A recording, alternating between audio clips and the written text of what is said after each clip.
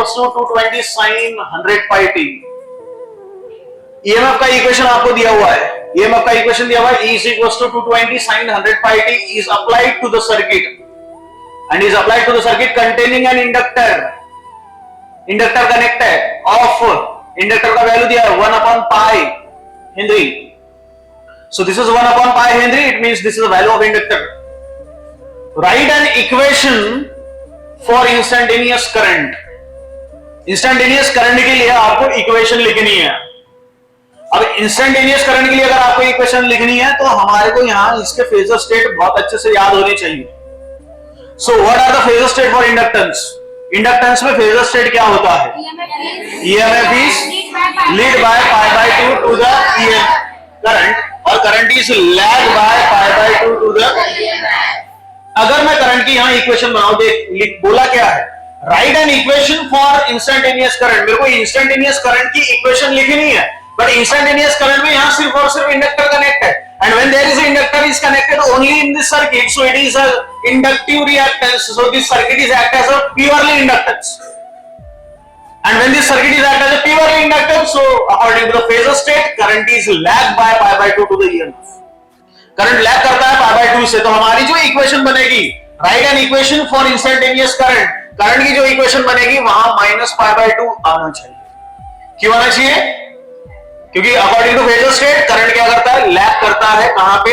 Inductor में। कितने से लैग करता है? पाई बाय 2 से टू द ईएमएफ। जो करंट रहेगी और ईएमएफ, अब यहां माइनस में क्यों? क्योंकि आपकी ईएमएफ की इक्वेशन देखिए, so E is equal to 220 sine 100 pi T.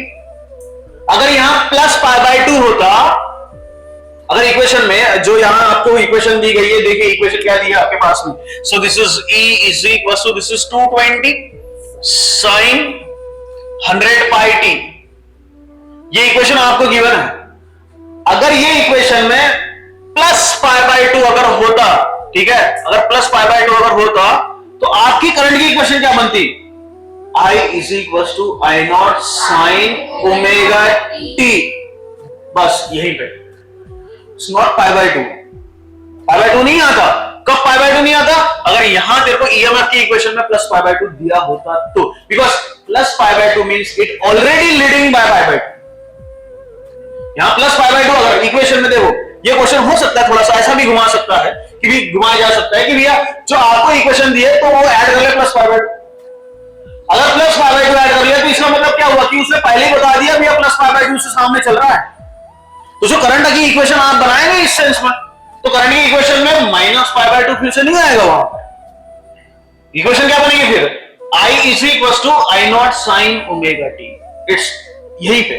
But अब यहां पे E is equal to 220 sine 100 pi t, बस इतनी ही इक्वेशन दी है, प्लस पाई बाय 2 है क्या? नहीं। तो करंट की इक्वेशन क्या बननी चाहिए? I is equal to I not sine omega t minus pi by 2। समझा डिफरेंस? डिफरेंस समझा क्या? अगर डिफरेंस समझ में आ गया है तो सामने चलते, तो फिर यहाँ पे प्लस पाई बाय 2 नहीं दिया है तो हम लोग लिखेंगे नहीं। तो ये हमारी जनरली यहाँ इक्वेशन गिवन है, ये इक्वेशन को मैं जनरल इक्वेशन के साथ में कंपेयर कर लेता हूँ। E is equal to E not sine omega t. अब जब जनरल इक्वेशन के साथ में मैं कंपेयर कर लूं, so what is equation, what is value for E not? E not is 220 volt है ना, ओमेगा कितना? 100 पाई, और ओमेगा कितना? अच्छा, सर्किट कौन सी है? इंडक्टिव सर्किट कौन सी है? So it means that it is XL. ठीक है, तो एक्सएल इज इक्वल टू क्या होता है? Omega L. तो एक्सएल क्या हो गया तेरा? Omega L. अबे ओमेगा ऑलरेडी दिया है ना, 100 पाई एल होगा ऐसे। अच्छा, सामने देखो एल भी दिया है तेरे पास में, L is equal to 1 by pi. L कितना दिया है? 1 by pi. What is your XL? 100। Clear? What is XL? Inductive reactive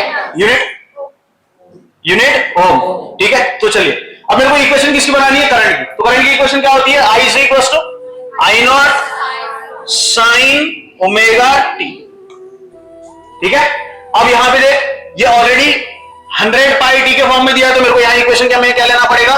minus pi by 2। समझा माइनस पाई बाय 2 क्यों लिया है?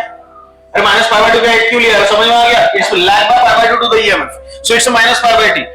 ओमेगा का वैल्यू मेरे पास में है, ओमेगा का वैल्यू कितना है? 100 पाई। अच्छा, मेरे पास में क्या नहीं है? I not. क्या नहीं है? बट मेरे पास में E नॉट तो है, तो मैं क्या I नॉट निकाल सकता हूं अकॉर्डिंग टू ओम्स लॉ? ठीक है, तो E not is equal to, अगर नॉट के फॉर्म में लिखो तो I not XL, I not और एक्सएल तक मैंने निकाल लिया है, ठीक है। तो what is I not? I not is equal to E not divided by XL, E not divided by, so it means that I naught is equals to what is E naught divided by XL. What is value of E naught? So this is 220 and divided by XL, it's 100. It means that your value of I naught is 2.2 volt. Sorry, 2.2 ampere. समझ में आ गया? ठीक है, तो ये क्या निकल के आ गया आपका I naught. चलो करंट की इक्वेशन लिख सकते हैं अभी यहाँ से? अरे करंट की इक्वेशन लिख सकते हैं? So what is the equation for instantaneous current? I is equals to I naught sin omega t minus pi by 2. Clear? चल तो I is equals to I naught. What is I naught? 2.2 sin omega 100 pi t plus pi by 2. So this is the equation for instantaneous current. ये किसकी equation होगी? Instantaneous current. अब instantaneous current की equation होगी सामने से देख. What will be the reading of the AC galvanometer? अब फिर से मेरे को रीडिंग निकालनी है. किसकी रीडिंग निकालनी है? AC galvanometer connected in the circuit. AC galvanometer की वैल्यू निकालनी है. अब यहां ज्यादा पैनिक होने की जरूरत नहीं है. मेरे को रीडिंग निकालनी है. रीडिंग किसकी होगी? सिर्फ दो चीज की रीडिंग निकाल सकते हैं हम लोग. एक तो ईएमएफ, एक तो करंट. एक अच्छा वोल्टमीटर नाम सुना होगा. वोल्टमीटर करता क्या है? It measure the voltage. एक एमीटर नाम सुना होगा आप लोगों ने. सो एमीटर क्या करता है? It measure the current flowing through the circuit. अब गैलोनोमीटर में से क्या फ्लो होता है? करंट. गैलोनोमीटर में से क्या करंट फ्लो होता है? तो मेरे को यहाँ रीडिंग किसकी निकालनी है? करंट. रीडिंग किसकी निकालनी है? तो करंट. करंट निकालना है तो करंट कौन सा करंट होगा? ये करंट होता है IRMS. कौन सा करंट होता है? ये IRMS. इसका मतलब है कि what will be the reading of the AC galvanometer connected in the circuit? It means that I have to calculate the value of IRMS. किसकी वैल्यू कैलकुलेट करनी पड़ेगी? IRMS. तो IRMS मेरे को यहां से निकालना है. ठीक है, तो IRMS का फॉर्मूला क्या हो गया? I naught डिवाइडेड बाय, अरे यही होगा ना.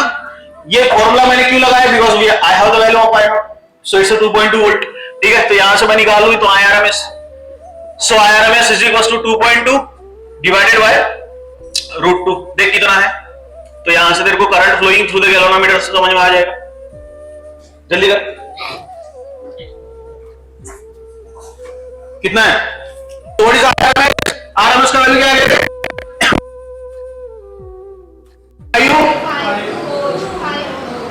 5 2 लिखो. फिर से एक बार सही है ये. ठीक है, चलिए तो ये आ गया, यही आएगा और ये आएगा क्या? 1.414. बिल्कुल सही है. So it's 1.55 ampere it's a current flowing through the AC galvanometer connected in the circuit. So this is your answer.